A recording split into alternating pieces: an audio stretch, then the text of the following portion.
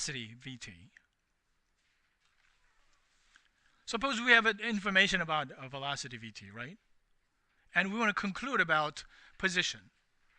All right, so here, what is the relationship between position and velocity? That's right, if you differentiate position, what do you get? Velocity. This is exactly the situation. What we know is known, and we want to figure out what the antiderivative of vt is, right? Maybe you can come up with, hey, I found it is really easy. For example,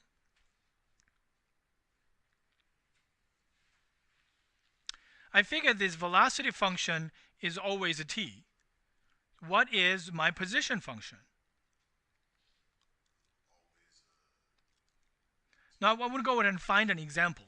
I want you to go ahead and go, in your mind, kind of inspection, go through, try to find a function whose derivative is t.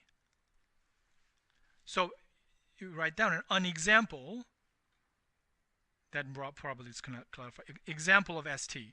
Can you find an example of st whose derivative is t? We're not differentiating, we're going backwards. So somebody said that let's not think about how we discovered that, but let's just write it down. Example of st is 1/2 t squared. How do you verify this one is true? You actually go ahead and differentiate this one, and then verify if the derivative is really t. So I'm going to differentiate d dt, then I get 1/2 times 2 times t, so I really get t. So we verify that, hey, he guessed it correct. There is an example of this function such that whose derivative is exactly t. Not a big deal. The question is that if you're a scientist, you will ask this question as well. Can there be some crazy function whose derivative is also t, but it's different from that guy? If there's a possibility, then it can surprise you later in an experiment. Hey, we thought our answer is 1/2 times t squared, but there's some completely different function. It surprises us, right? So mathematics is a guarantee that if you have found one antiderivative, what does the theorem say? Whoever discovers it and how many years later, it doesn't matter. That function they're going to discover is differ by only constant. So we found only one st, so complete solution is that st is going to have this main part 1/2 t squared plus some constant, whatever that is. This is the only possibility of the solution. So this is called the uniqueness of the solution of a differential equation.